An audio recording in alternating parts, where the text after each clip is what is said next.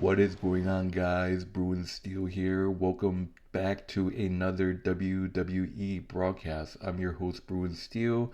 I am joined by Canadian Yorker, and this is going to be our 2024 Money in the Bank recap video. So, Money in the Bank has finished, and we are on the road to SummerSlam 2024, which is taking place in August in Cleveland. So, is it Cleveland? Yes, Cleveland. Excuse me. Leaving in So, Ohio. Cleveland, Ohio. So Money in the Bank. People saying that it wasn't too. I don't know. It was like some scratching head matches. Some results. It was kind of expected. But Canadian Yorker, how are you doing tonight? Doing awesome tonight. How about yourself? Good. What did you think of Money in the Bank? It was good. I would say it's good. It wasn't great. It wasn't awesome. It wasn't bad. It was good. There were some really good matches. There were some questionable matches, but all in all, I believe that for me, in my experience, it was good. All right, so that being said, let's get started with the recap with the first match of the Money in the Bank 2024 was the men's Money in the Bank ladder match. So that's interesting because there's some matches that I thought there was going to be the main event.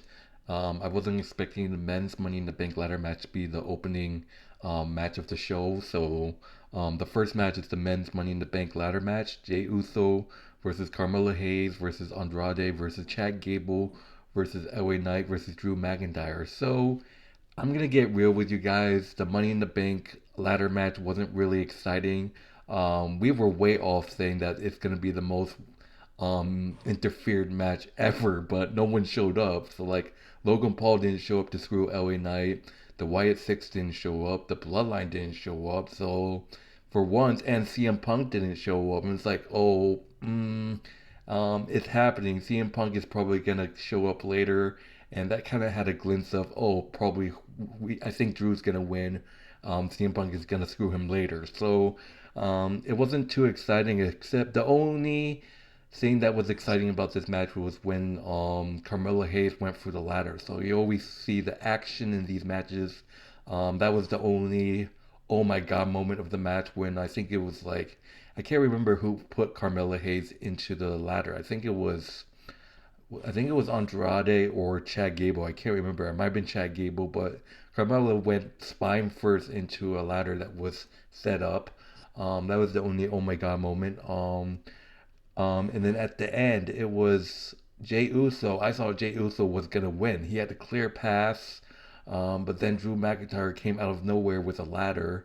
And then what do you know? Drew McIntyre climbs the ladder, and there you go. Drew McIntyre ends up winning the Money in the Bank briefcase. To my shock, it kind of made sense since CM Punk didn't show up, but it was bound to happen. Um, But the rest of the match was kind of boring, to be honest. Not a lot of actions, like people getting hit by ladders. I mean, Chad Gable did hit a bunch of people with a ladder, but Drew McIntyre came up on top with the briefcase, and yeah, Drew McIntyre is Mr. Money in the Bank. We both had Jey Uso, so that didn't work out. So, like I said, it was kind of a risky pick to pick Jey. But what are your thoughts on Drew winning? Honestly, it was a tough one. We definitely had Jey Uso coming out and winning. Um, as expected, we definitely thought that there would be a lot of interruptions in the match with all the people that want to go after these guys. We'd expect that to happen, but it never happened. So it was a mostly type of dud match with not much happening, and all these guys competing to get the briefcase.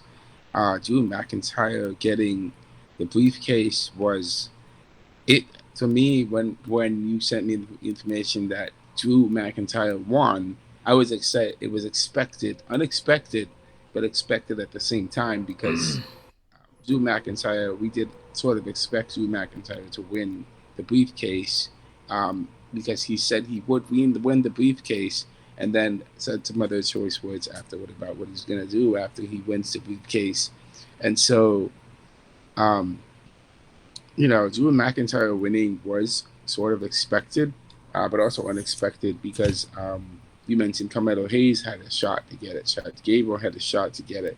I believe LA Knight also had a shot. All these other guys had a shot to get the briefcase, and they were not successful in getting the briefcase. Jey Uso was expected to get it, but that didn't happen. So, well, it was a good introduction to Money in the Bank, and I'm not going to say that it wasn't shocking, but it was just kind of expected that that would happen. So, I'd say it's a good introduction to it. All right, so we obviously both got that wrong, which happens. You can't really have 100% predicts what the outcome's gonna be. So we both got that pick wrong.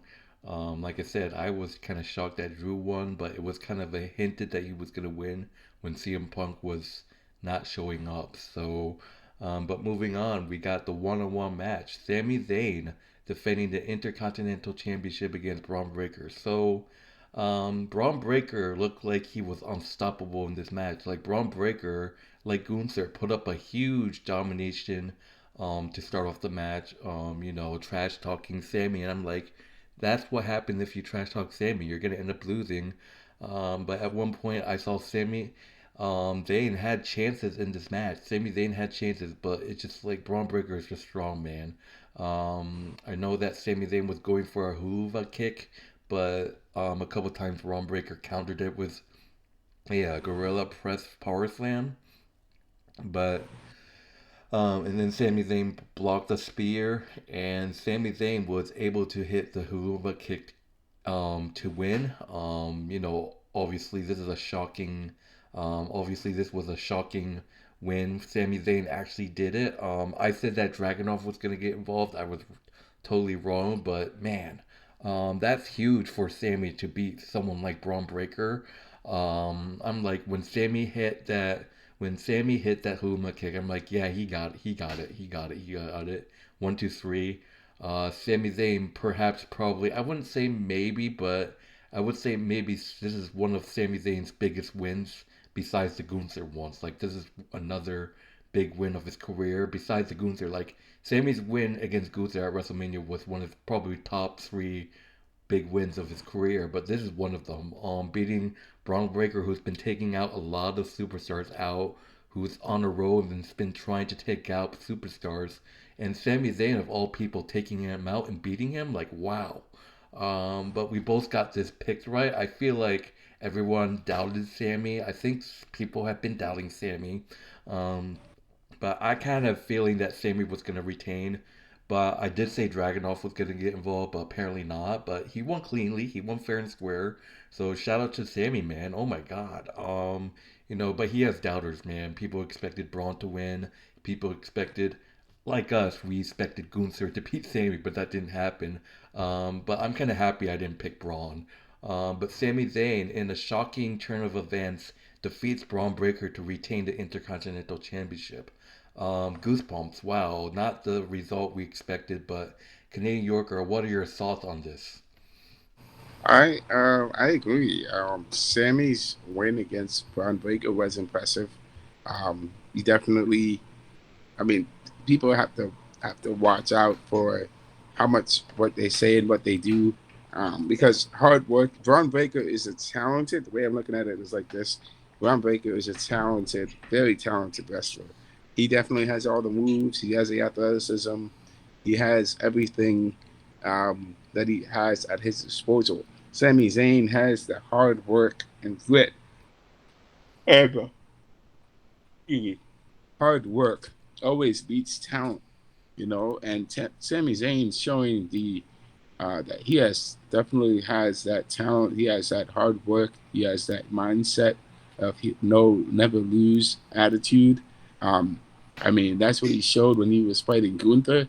That in that will to win that he has is there, and against Braun Breaker and against tough opponents, he really brings it to to uh, to to his opponents because he's showing that he is the champion. He's not to be messed with.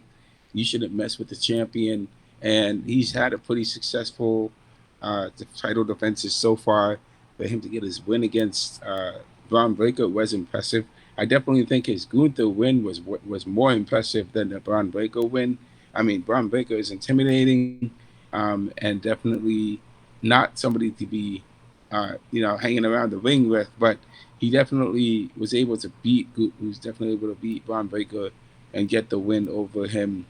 I mean, that really shows other wrestlers, hey, this is how you can beat him. You can definitely beat Bron Breakker. He's not invincible. And I'm not going to say that this is Bron Breakker's first loss. This is probably not his first loss, but I think he definitely underestimated Sami Zayn. I, bel And I actually think that since Braun Breaker's return, like to start off, to I think Braun Breaker was undefeated. I think this was his first loss actually. yeah, it's probably it is. So he doesn't have the experience And that Sammy's. Braun Breaker hasn't lost yet when he got sent up to the NXT WWE roster. Like ever since he came to the main roster, he hasn't lost a match since then. I don't know. That's impressive. If that was like Sami Zayn That ending is, that streak, yeah. Like oh my god. yeah. I gotta say that is impressive. So Sami Zayn definitely, I would say Sami Zayn is definitely taking on the reins. He's definitely keeping the prestige level of the Intercontinental title, and because of he's filling the void that Gunther left. He's basically leaving. He's trying to fill the void that Gunther left, and I mean Gunther held the title for 3 years, nearly 4 years. He was getting up to getting up to that thousand day mark. And remember back in the day we were talking about how if Gunther reaches that thousand day, he's definitely reaching Roman Reigns level right there. But definitely Gunther lost to Sami. So Sami is definitely taking up the mantle and keeping the prestige and respect of the Intercontinental title that it is, and it should be. He's keeping that standard high, and that's exactly what he's doing with these impressive wins against tough opponents. So I definitely like what Sami is doing. Um, Sami is, I mean, despite the fact he had that thing going on with Chad Gable, he's definitely managed to get his focus right, and be able to keep on pulling off impressive wins. He's he's really impressing us. He's impressing me Yeah, a lot. yeah, and we just have to see if Braun Breaker is pissed off. And you know how Braun Breaker is when he's pissed off. He's gonna start injuring people, and people are like, tomorrow night on Raw, Braun Breaker is just gonna go ballistic. We could possibly see Sami Zayn in a rematch against Braun Breaker at SummerSlam, but I feel like if that happens, I think Braun Breaker could get it the second time. We could see Sami Zayn versus Braun Breaker second round at SummerSlam. So that will be fun to watch, but I don't know. But if not, if Braun Breaker is just going to take a break from Sammy, I don't know who Sammy's next opponent is. People saying that Chad's got to get back in the title picture, so you never know. So question is, who is Sammy going to face next at SummerSlam? But moving on to the next match, we got the World Heavyweight Championship match, which is Damian Priest defending the title against Seth Rollins. So, this is interesting because obviously Drew McIntyre won the Money in the Bank. And, it's funny because Damian Priest kept looking at the entrance to see, oh, is Drew coming or is Finn coming? It's like, it was hilarious. Like, because the thing is, like, I honestly thought that Finn was gonna cost Damian Priest. Like Damian Priest told the Judgment Day to stay in the back, but the reason why I thought that Finn was gonna screw Damian is because Finn was looking at Damian like this, and then he said, whatever you want, boss." And then he did not look happy, but surprisingly, he didn't actually come out. So, but Damian Priest and Seth Rollins, I do want to talk about something that happened. Seth Rollins was I think it was, yeah, Seth Rollins was the broken arrow move. Referee started counting, and then I thought Seth was winning. Something happened, so I don't know if you saw it, but there was like a dead count. It was like 1-2. Damon Priest didn't kick out. There was no indication that Damon Priest kicked out, but then the referee didn't count the three, and Seth was like, "What's going on?" I was confused, but there are talks saying that the referee screwed up.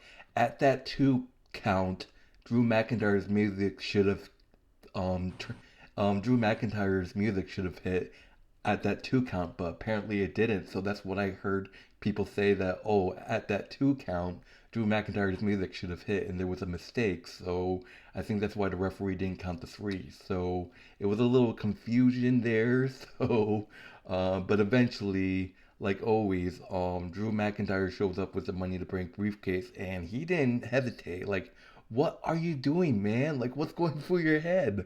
Like, there's both men are still not out, and yet you cashing your Money in the Bank briefcase and turn it into a triple threat match. So the triple threat match, I kind of had a feeling was gonna happen, but it didn't.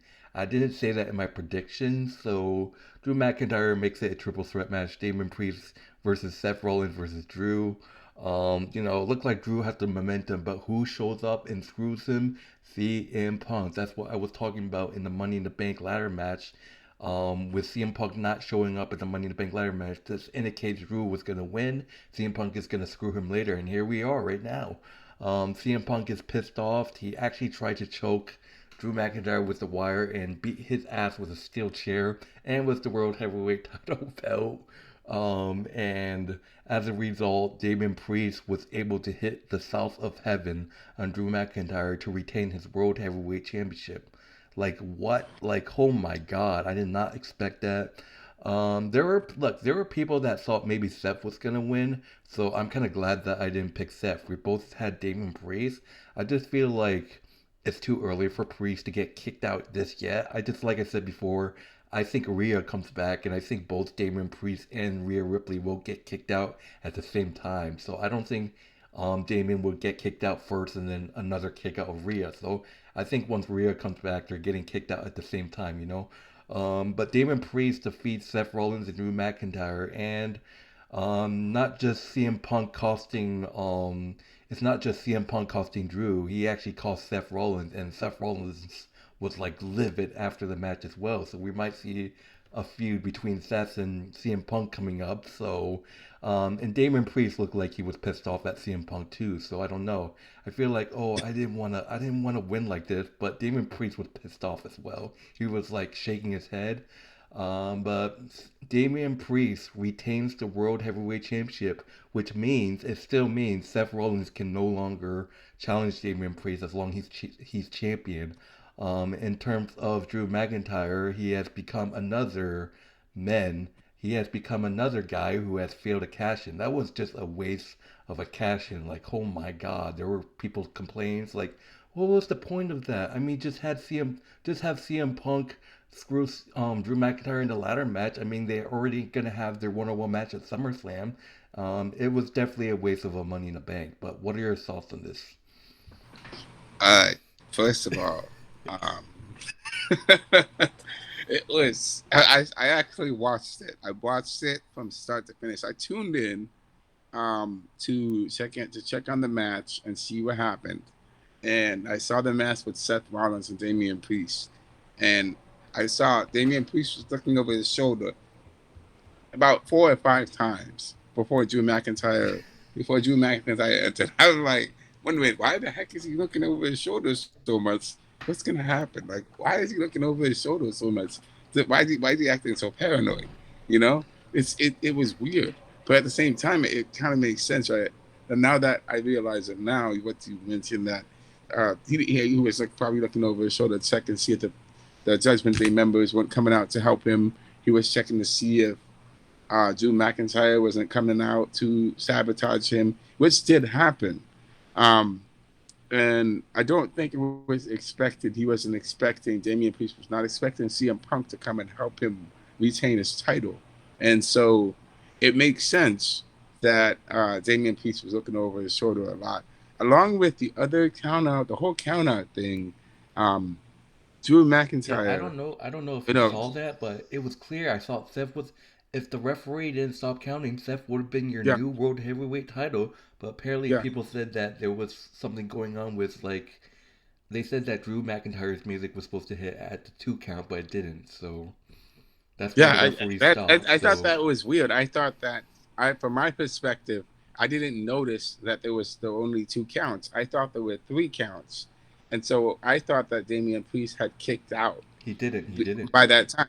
I thought that he did because I saw that, but Rewatch the I saw Seth's reaction. rewatch that Yeah, that count, and you'll see it. Like yeah, yeah. referee I would stopped. have to go back and rewatch it again, but I did see that Seth had that when that count Seth happened, he was like, "What the heck? Why? What the heck is going on?" And he was just wondering what the heck is going on. And then all of a sudden, he gets up, he tries to put Damian out, and Drew McIntyre immediately comes. He cashes himself in, which is honestly, he should have done this after after one of them pins the other or whoever, and then he does it. But he does it right in the middle of the match. He doesn't even wait to do it like what happened with him and Damian Priest at WrestleMania. But it is what it is. I saw Austin Theory's cash in with one of the worst in WWE history. But oh my God, this was the worst cash in I've ever seen. Like no mistake to Drew McIntyre, but sorry, your cash in was worse than Austin Theory's. Yeah, it was even worse. But what's even worse is and I find that kind of funny. It's even worse that once he cashes in, he tries to take out Seth. He tries to pin Seth. He tries to take out Damian and pin Damian. However, CM Punk comes out of nowhere, and I think we discussed that we didn't know if CM Punk was going to be there or not. However, he was. He came out. He savagely attacked Drew McIntyre, savagely just put him out of his misery, and then he helps Damian Priest to win. Now, this is something that's interesting. Now he has three men pissed off at him. He has Damian Priest, he has Seth Rollins, and he has Drew Yeah, McIntyre like I that are said, pissed off. CM Punk You know, not just CM Punk is pissing off Drew McIntyre, he's affecting the entire WWE roster too. Like he's pissing off everyone else too. yeah. I mean, he can definitely piss off a lot of people. But but I mean, he's helping the Judgment Day, yeah.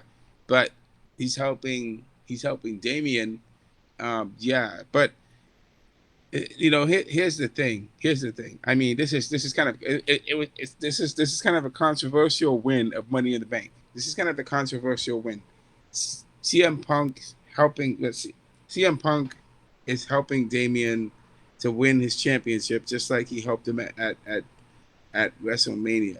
You know, it kind of makes sense because he doesn't want to see Drew succeed. Seth Rollins is pissed off. This could be reversed. We could actually see a fatal a triple threat match maybe happen between now and SummerSlam. Now that Money in the Bank has happened, it could happen. We could have another Yeah, I was match. about to say, people are eager to see if there's a triple threat: Seth Rollins versus CM Punk versus Drew. Yeah, we can definitely have another rematch actually happen because Yeah. Seth Rollins was definitely cheated out of his win, and we don't even know the case of CM Punk if CM Punk is still medically cleared to actually come back and wrestle. If Yeah. he is, we could see a fatal 4-way. All right, we can talk about it later. We're kind of losing time, but I just want to mention before we go to the next match. So yeah, it is official. Damian Priest will defend the World Heavyweight Championship against Gunther at SummerSlam. That's gonna be a banger of a match. I'm excited for that. I said before, oh, we need something new. We need Gunther versus Damian Priest, but I just feel like Seth Rollins versus Gunther could be good too, but Damian versus Gunther, oh, that's something new. I can't wait for that matchup. But moving on to the next match, we got the women's Money in the Bank ladder match. Io Sky, Chelsea Green, Lyra Vicaria, Tiffany Stratton. Let's go. Naomi and Zoe Stark. So all I can say is by far, hands down, the women's Money in the Bank ladder match was better than the men's. Like there was more action, there was more that momentum. The women's ladder match was better. I think at this point, every single women's match is better than the men's. It was kind of like with it was kind of like that in that Survivor Series pay per view as well. Everyone liked the women's War Games match than the men's. But the women's Money in the Bank ladder match was probably the match of the Money in the Bank pay-per-view. The main event was the six tag team match. Cody, that was great as well too. So, um, but women's Money in the Bank ladder match. Look, I hate to say it, but oh my God, you were almost right about Zoe Stark. Zoe Stark almost actually had the briefcase at one point, and I'm like, no way, Gene, oh my God. But then I think it was Io or someone stopped her, and it's like, okay, okay, good. That would have been like a shocker if Zoe won. But poor Zoe had to get from the top, had to get splashed by Io Sky on top of the ladder and then onto the ladder that was laying down. Like, oh my God, that's it for Zoe Stark. She's gone after that hit. Like that was a nasty landing. Even Io Sky was hurt too, and Michael Cole was just let's get the AMTs out here for Zoe Stark. Like that was a nasty fall by Zoe Stark. Like I think she literally like hit the back of her back on the ladder. Like man, that's gotta hurt. But the full story is Chelsea Green. I hate to say it, but look, people are talking about Chelsea Green after this match, saying that oh, she deserves MVP, she deserves a reward like MVP. Look, she's afraid of heights, but she had a nice, I think it was Io or I can't remember. It was Lyra, I think. I can't remember, but she smashed someone's face in on a ladder. Really good move actually. But then it was her mistake to align herself with Tiffany Stratton. They were setting up two tables together. But then at the end of the match, I had a heart attack. You all know I hate Chelsea Green. She was so close of winning. Like at the end, I was like, "Oh no, no, please, no, no, no, no, no, no!" And then once I saw Tiffany Stratton come, I'm like, "Yes, yes, go, go, go, stop her!" And what you know, Tiffany runs on top of the ladder, and she says, "Toodles, bye!" And then she pushes Chelsea Green off the table. Good night, bitch! And Chelsea Green falls from the ladder into the two tables they set up together. That's why you don't trust Tiffany time. And Tiffany's up there, left alone, and grabs the briefcase. Tiffany Stratton wins, baby. Let's go. So Tiffany wins. Like I said, it was a great match. But Tiffany Stratton, like always, I had this pick right. I had a feeling she was gonna win MITB. And it was great. But and then people saying that Chelsea Green should have won and MVP. Get out of here. Um, but what are your thoughts in this match? I'm glad that I was almost correct about Zoe Stark winning because it was unexpected. Um, and she almost had it if not for Io Sky getting involved and taking her out. Um, Io Sky, I believe, almost had a chance. And if we saw Io Sky definitely having getting that champion, getting that Money in the Bank contract, um, that would have been nice to see again because but damage control is in shambles right now. So Io Sky is not the right person for it. Lima Valkyria definitely had a chance to get an upset win because she is, I could say, she's like a miracle child. Lyra can definitely pull off some upset wins, and if she pulled it off and actually wins um, the Money in the Bank, I mean that would make it interesting. We would definitely see a Lyra Valkyria. If Nia Jax beats Bayley, we would see Lyra cash in and get her revenge on Nia and win her championship. That would be interesting to see Lyra do that. Um, for Chelsea Green and man, I mean, for her to actually get let's admit this, if she actually does um, pull off a win and get the Money in the Bank, that would make it. That would be. I would say that's impressive because that would show that she doesn't actually need Piper Nivens to be carrying her all the way to the end to win because she can win on her own. She can prove that she can win on her own. That would be interesting. I would just say that because to see her actually pull off a win in a singles Money in the Bank tables match, she doesn't need any help whatsoever. That would make it interesting for her. But that being said, I don't think people would like her very much as a Women's in the Bank winner because she's definitely unlikable by a lot of people. I know about like right by yourself a lot, but for some people do like her too. Um, at the same time, Tiffany Stratton winning, it was like you were right about your pick about her winning. I will admit that. And there's a lot of things that Tiffany can do now that she is the Money in the Bank winner. And I believe you and I know she is definitely going to be betraying Nia Jax and cashing in on her to win that championship if Nia beats Bayley. So Yeah, if not, if you'll be so happy. You gotta be cheering Tiffany Stratton to cash in on Nia. I already know oh you got yes, to. oh yeah, she's definitely gonna. Yeah, I will but be cheering her oh my on to win. God, Tiffany Stratton wins, guys. Like, oh my God, I was afraid I was gonna be like pissed off if Chelsea Green won. That scared me. Like, oh my God. Come on, guys, let's give my girl Tiffany Stratton some love right here. Um, wow, I just knocked my mic. So, but there's someone that I want to say that yeah, people can say that Chelsea Green was MVP. I mean, she's afraid of heights. I guess MVP. People say MVP because Chelsea Green is afraid of heights, and she took that table thing as a champ. But I just want to talk about if if I would give MVP to someone besides Tiffany Stratton, like MVP to someone else besides Tiffany Stratton, you might sound me crazy, but I think I give the MVP to Naomi. I feel like Naomi had a really good. Her performance was amazing. I know you sound crazy, but she had some nice moves. She had some nice takedowns. I just feel like Naomi deserves the MVP. But I just don't like how WWE is just burying her. I just feel like she's got to win matches, but I feel like her performance in this ladder match was great. People might disagree with me saying that, oh, she didn't do shit, but I feel like Naomi did great.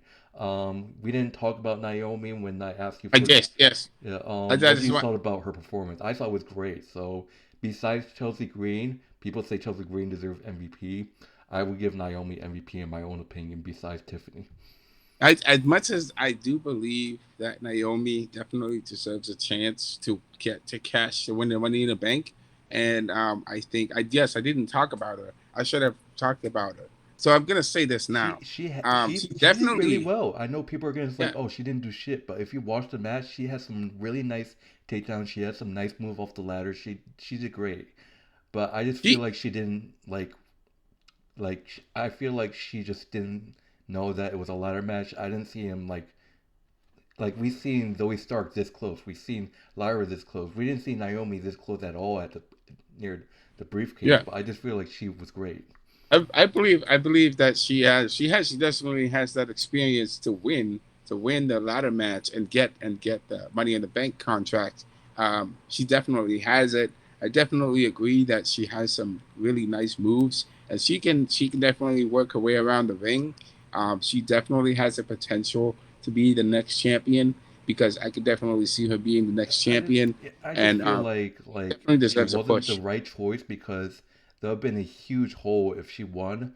What you're gonna do if Naomi wins? She has a great relationship with Bayley, so I just feel like that wouldn't work out if Naomi won Money in the Bank because they're such great friends. But people are saying Naomi could have just turned heel on Bayley. People are saying that Naomi could be turning heel soon. I don't know. But we have to see.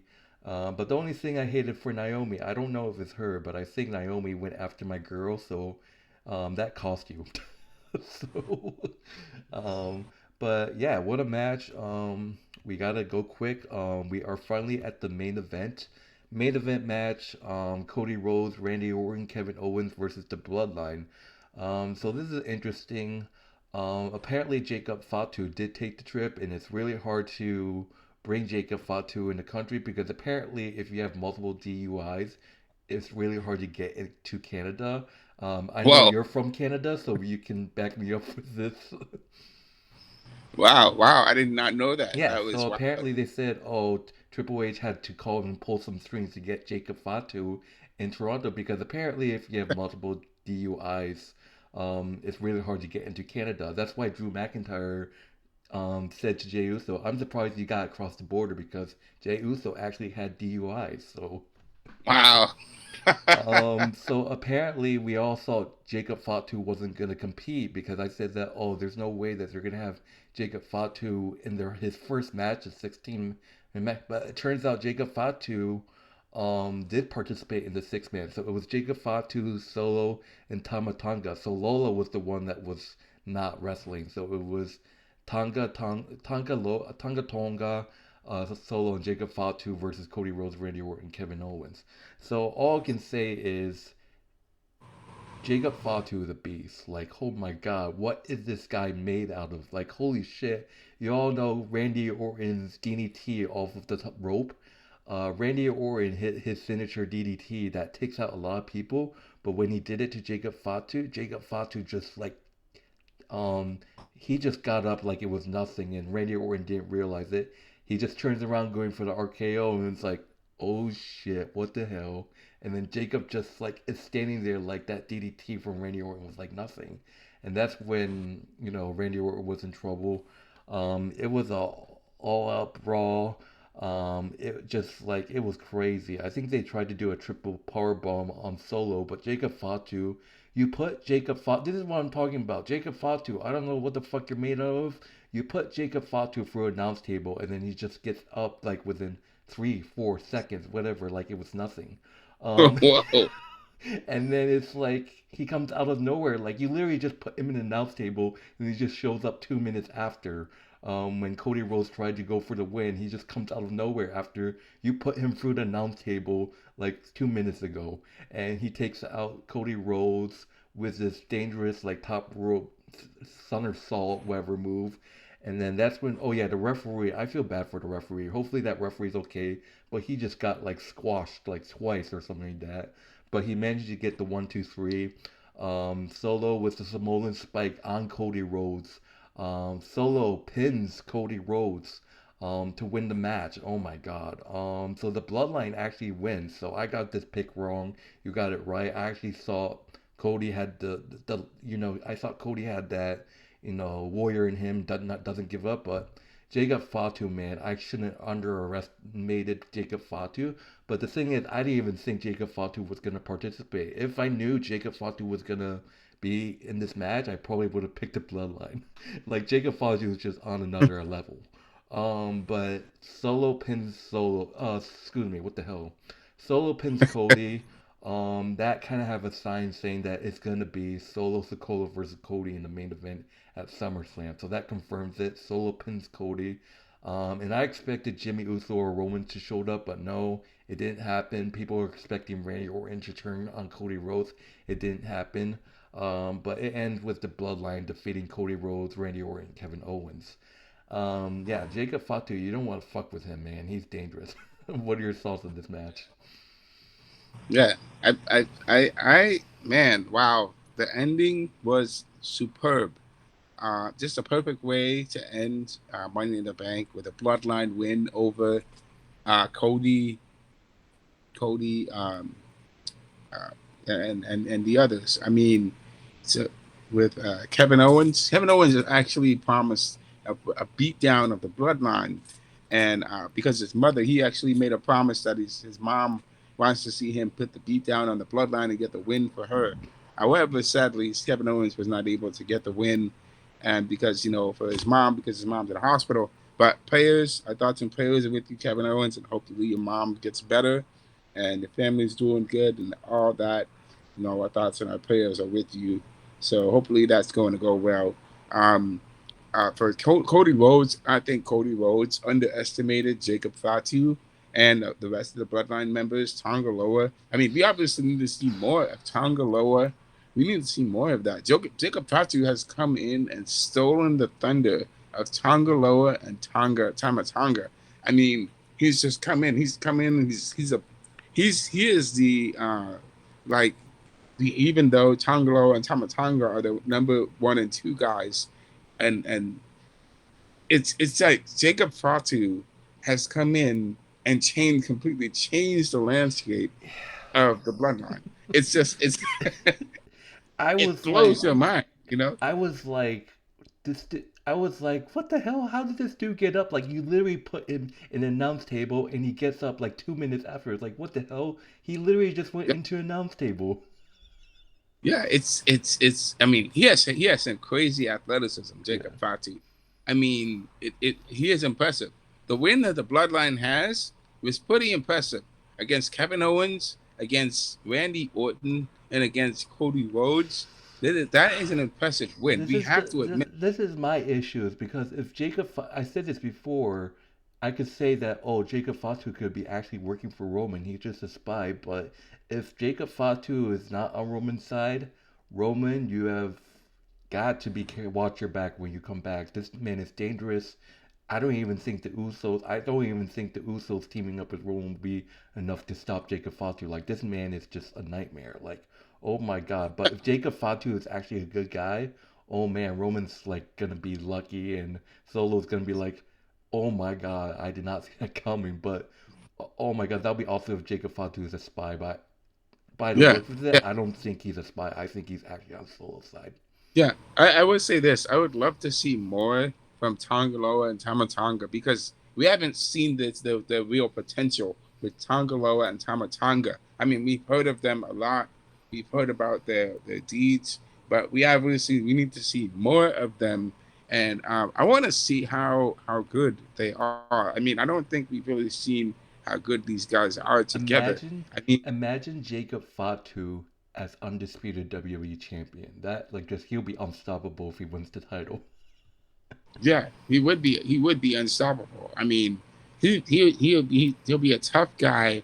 Let's admit it. He is a tough individual that can definitely bring the pain and against people.